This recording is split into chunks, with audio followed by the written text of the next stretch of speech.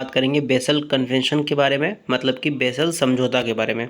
हम लोग जानेंगे कि बेसल कन्वेंशन क्या है, वो क्यों बनाया गया, उसका क्या क्या नियम कानून है उसके बारे में।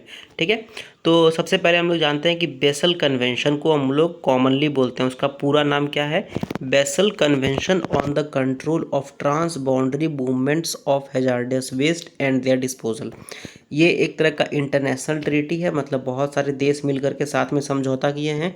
क्यों किया है समझौता? ताकि जो हैजार्डस वेस्ट है, मतलब ऐसा वेस्ट, ऐसा कचरा जो कि बहुत ज़्यादा इंसान के लिए दिक्कत दे सकता है या फिर बायोडाइवर्सिटी के लिए दिक्कत दे सकता है, उसको कम करने का, उसका जो मूवमेंट है एक देश से दूसरे देश में, मेनली जो डेवलप्ड कंट्रीज़ है, मतलब कि यूरोपियन यूनियन हो गया आपका, यूनाइटेड नेशंस हो गया, सॉरी यूनाइटेड स्टेट्स हो गया, अमेरिका वगैरह हो गया, यहाँ से जो कचरा होता था वो बहुत कम डेवलप्ड कंट्रीज़ जैसे कि अफ्रीकन कंट्रीज़ हो गया, फिर आपका साउथ ईस्ट एशिया में कंट्रीज़ हो गया, वहाँ पर आता था। तो इसको कम करने के लिए, इसको रोकने के लिए ये कन्वेंशन एक तरह से बनाया गया है।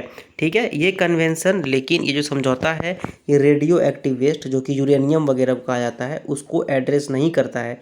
मतलब ऐसा वेस्ट जो कि रेडियो एक्टिव नहीं हो उसको बस ये एड्रेस करता है। ये कन्वेंशन जो है, ये समझौता है ताकि जो कचरा से जो दिक्कत हो रहा है, जो हार्मफुल सब्सटेंस निकल रहा है, उसको किसी तरह कम किया जाए, और जो पर्यावरण जो हमारा ख़राब हो रहा है उसको भी किसी तरह से ठीक किया जाए। और जो लीस्ट डेवलप्ड कंट्रीज़ है, मतलब ऐसा कंट्रीज़, ऐसा देश जो कि कम विकसित है, उसको, उस पे जो उसका जो इन्वायरमेंट है उसको ख़राब ना किया जाए।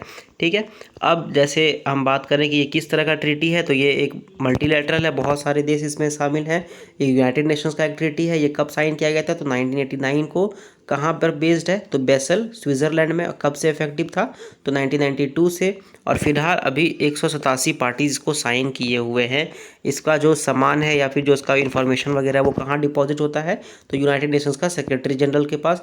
कौन कौन सा लैंग्वेज इसमें यूज़ हो रहा है? Arabic, Chinese, English, French, Russian और स्पेनिश। ठीक है, अब क्या हुआ था ना कि बहुत सारे लोग, पूरा विश्व भर में बहुत सारे लोग क्या किए, एक तरह का पिटीशन साइन किए। पिटीशन साइन किए, करीबन 10 लाख से ज़्यादा आदमी जो है वो बोला कि हम लोगों को अब ज़रूरत है ऐसा एक समझौते का जिसमें कि जो कचरा है जिससे कि बहुत ज़्यादा प्रदूषण फैल रहा है उसको कम किया जाए, और उसका जो मूवमेंट है उसको कम किया जाए। तो इसको देखते हुए मई 2019 में एक तरह का बेसल कन्वेंशन को अमेंड किया गया था, और उसको अमेंड करने के बाद जो प्लास्टिक वेस्ट है, जिसमें प्लास्टिक का कचरा आता है, उसको भी साथ कर लिया गया। ठीक है, यूनाइटेड स्टेट्स, मतलब कि अमेरिका, इसका एक तरह से पार्ट नहीं है, हालांकि उसका एक अपना लॉ है, तो वो अलग बात है। ठीक है, तो ये यूनाइटेड स्टेट्स जो है, अमेरिका जो है, वो इस समझौते का पार्ट नहीं है, इस समझौते में हिस्सेदारी वो नहीं रखता है। अब हैजार्डस वेस्ट क्या होता है? मतलब कि कौन सा ऐसा कचरा होगा जो हम लोग के लिए दिक्कत कर सकता है, हमारे जीव जंतु के लिए दिक्कत कर सकता है, हमारे वातावरण के लिए दिक्कत कर सकता है। तो ऐसा कोई भी कचरा जो हमारे, ऐसा कचरा जो कि एनेक्स 1 में, मतलब कि एक स्केड्यूल, एनेक्स मतलब हो गया एक तरह का लिस्ट। ठीक है, तो ये लिस्ट हो गया 1, ये 2, ये 3, ये 4, तो इस तरह का लिस्ट बनाया गया है। तो इस लिस्ट में एनेक्स 1 में जो जो कचरा आता है उसको हम लोग बोलेंगे हार्मफुल कचरा।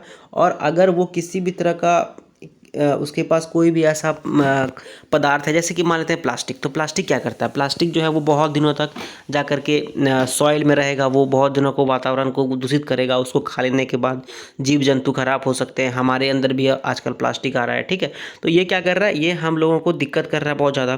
तो ये जो दिक्कत कर रहा है, तो ये कहाँ गया? अब ये इसको लिस्ट नंबर 3 में डाल दिया जाएगा, एनेक्स नंबर 3 में। ठीक है, फिर एनेक्स नंबर 1 में ऐसा कचरा जो कि बहुत ज़्यादा दिक्कत कर रहा हो, तो इस तरह से। ठीक है, और एक कचरा ऐसा होता है जो बहुत ज़्यादा एक्सप्लोजिव है, मतलब जिसको अगर आप छूइएगा तो आग लग जाएगा। फॉर एग्जांपल बहुत सारे प्रोडक्ट में आप देखोगे तो पीछे लिखा रहता है कि हाईली फ्लेमेबल, मतलब अगर उसमें ज़रा सा भी हीट लगा तो वो हो सकता है कि उसमें आग लग जाए। ठीक है, तो ऐसा ऐसा कचरा जो कोरोसिव हो, जो हमारा आयरन वगैरह उसको ख़राब कर दे। ठीक है, तो इन सब सिचुएशन वाला जो कचरा है उसको अलग अलग लिस्ट में डाल दिया जाता है। ठीक है, और ऐसे कचरे को हम लोग हैजार्डस वेस्ट कह सकते हैं। उसके बाद एनेक्स नंबर 2 में, मतलब लिस्ट नंबर 2 में ऐसा कचरा आता है जो कि हाउस होल्ड कचरा है, जो कि घर से निकलता हो। फॉर एग्जांपल जो डिटर्जेंट वगैरह है उससे जो कचरा निकल रहा है, हमारा जो वॉशिंग पाउडर होता है उससे जो कचरा निकल रहा है। ठीक है, उसके बाद रेडियो वेस्ट जो होता है, रेडियो एक्टिव कचरा मतलब क्या, न्यूक्लियर जो आपका प्लांट है उससे जो इलेक्ट्रिसिटी बन रहा है, ठीक है, उससे इलेक्ट्रिसिटी बनने के बाद न्यूक्लियर वेस्ट जो निकल रहा है उसको हम लोग रेडियो एक्टिव कचरा बोल सकते हैं। तो रेडियो एक्टिव कचरा जो है वो इस कन्वेंशन में, इस समझौते में शामिल नहीं किया गया है। और एनेक्स नंबर 9, लिस्ट नंबर 9, ऐसे कचड़े को बोला जाता है जो कि हैजार्डस नहीं है, जो हमारे लिए दिक्कत नहीं करता। अब वो कौन सा कचरा हो गया, फॉर एग्जांपल हम लोग खाना खाते हैं और खाना को फेंक देते हैं, तो हमारा वो दिक्कत नहीं करेगा, उल्टा हमारा वो फ़ायदा ही कर रहा है। जैसे हमारा सब्जी हो गया, हमारा खाना हो गया, तो ये सब ऐसा कचरा है जो कि हम लोगों को दिक्कत नहीं करता है, ठीक है। अब ऑब्लिगेशन के बारे में बात करें तो ये जो समझौता हुआ, तो इस समझौता का क्या मतलब है, क्यों ये समझौता किया गया। तो समझौता क्यों किया गया ये तो हम लोग जान लेंगे, लेकिन क्या इसमें ऑब्लिगेशन है, क्या करना चाहिए समझौते के अनुसार। तो इस समझौते के अनुसार जो इंपोर्ट और एक्सपोर्ट है, मान लेते हैं कि एक देश है हमारा इंडिया, ठीक है, और एक देश है हमारा पाकिस्तान। तो पाकिस्तान जो है वो बहुत ज़्यादा कम डेवलप्ड है इंडिया के मुकाबले। इंडिया में काफ़ी कचरा हुआ, ये कचरा भेज दिया पाकिस्तान में, ठीक है। तो पाकिस्तान में कचरा भेज दिया, मान लेते हैं कि ये हम लोग समझौता ना इंडिया साइन किया था ना पाकिस्तान, लेकिन अब क्या हुआ, इंडिया पाकिस्तान दोनों साइन कर दिया। तो इसमें क्या हुआ, ना तो पाकिस्तान इंपोर्ट कर सकेगा भारत से कचरा और ना ही भारत एक्सपोर्ट कर सकेगा कचरा पाकिस्तान को, ठीक है। और अगर ऐसा करना है तो सबसे पहले क्या करना होगा, इंडिया जो है वो पाकिस्तान को एक तरह से नोटिस देगा कि देखो भाई हम अपना कचरा तुम्हारे पास भेज रहे हैं, संभाल देना। तो पाकिस्तान बोलेगा कि ठीक है सर भेज दीजिए, तो फिर ही इंडिया उसको भेज सकता है। ऐसे बिना कंसेंट का, बिना नोटिस का वो नहीं भेज सकता है, ठीक है। अब OECD काउंसिल का जो कंट्रीज़ है 38 कंट्रीज़, तो उसका अपना अलग मैटर है, वो लोग खुद अपना ट्रांस बाउंड्री मतलब एक दूसरे का देश में कचरा भेजता करता है, तो लोग का अपना कंसेंसस बना हुआ है, ठीक है। अब ये इसी समझौते के अनुसार कहा जाता है कि स्पेस जो है, मतलब जैसे चांद हो गया, मून हो गया, कोई और देश हो गया, सॉरी कोई और प्लैनेट हो गया, तो वो जो है किसी भी कंट्री में नहीं आता है, तो वहाँ पर कचरा हम लोग भेज सकते हैं। इसीलिए ना एलोन मस्क बोलता है कि हम लोग मून में कचरा भेज दो, या फिर कहीं और किसी और प्लैनेट में कचरा भेज दो, ठीक है। तो वही सब कहानी है। अब बेसल बैन अमेंडमेंट के बारे में बात करते हैं।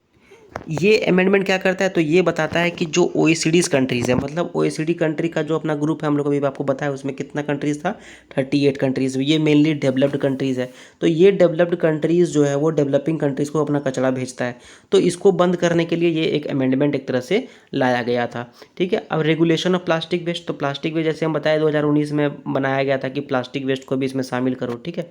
तो प्लास्टिक वेस्ट को शामिल करने के लिए बात किया गया था। तो फिर पूरा पब्लिक आउटक्राई हुआ, मतलब बहुत सारा पब्लिक बोलने लगा कि देखो भाई प्लास्टिक को भी लाओ, प्लास्टिक को भी लाओ, बहुत दिक्कत कर रहा है प्लास्टिक। तो फिर प्लास्टिक वेस्ट अमेंडमेंट किया गया था, और प्लास्टिक वेस्ट अमेंडमेंट जो है अभी तक 186 नेशंस जो है वो इसको इसको मान चुका है, और इस पर अब बाइंडिंग है, मतलब वो अब इससे जुड़ चुका है समझौते से, और उसको ये फॉलो करना पड़ेगा, ठीक है। ये अमेंडमेंट बात करता है कि प्लास्टिक को हम लोग को एक दूसरे जगह तो भेजना बंद करना ही है, साथ ही साथ हम लोग को ये देखना है कि जहाँ से प्लास्टिक बन रहा है उसको भी हम लोग किसी तरह कम करें, ताकि प्लास्टिक का प्रोडक्शन ही कम होगा तो भेजना और इंपोर्ट एक्सपोर्ट वगैरह तो कम होगा ही होगा। अब बात करते हैं बेसल एक्शन नेटवर्क का। तो बेसल एक्शन नेटवर्क एक नॉन गवर्नमेंटल ऑर्गेनाइजेशन है, मतलब इसमें कोई भी गवर्नमेंट शामिल नहीं है, एक तरह का NGO है, और ये देखता है कि जो टॉक्सिक वेस्ट है, जो कचरा जिससे कि बहुत ज़्यादा दिक्कत हो रहा है, हम लोगों को टॉक्सिसिटी बहुत ज़्यादा बढ़ रहा है, और प्लास्टिक वेस्ट है, इंडस्ट्रियलाइज सोसाइटी से डेवलपिंग कंट्रीज़ में ये ना पहुंच सके, इसको ये एक तरह से देखता है कि कहीं ऐसा तो नहीं कि लोग साइन तो कर लिया लेकिन अभी भी देखो यूरोपियन यूनियन का यूनाइटेड नेशंस जो है वो पाकिस्तान में अपना कचरा भेज रहा है, ऐसा तो नहीं ना हो रहा है। तो ये सब चेक करता है बस, ठीक है। तो BAN जो है Basel Amendment, Basel Action Network जो है वो सिएटल वाशिंगटन यूनाइटेड स्टेट्स में बेस्ड है, ठीक है, और इसका ऑफिस जो है वो फिलीपींस में भी है। तो ये था अपना बेसल अमेंडमेंट के बारे में। आई होप कि आपको समझ में आया हो बेसल अमेंडमेंट क्या होता है, एंड आई होप कि अब बेसल अमेंडमेंट के बारे में आपको कोई भी दिक्कत ना हो। And thank you very much. और इस वीडियो को आप लोग लाइक कर सकते हो, दोस्तों के साथ शेयर कर सकते हो, कुछ भी पूछना है बताना है तो कमेंट कर सकते हो, चैनल को सब्सक्राइब कर सकते हो, and thank you very much.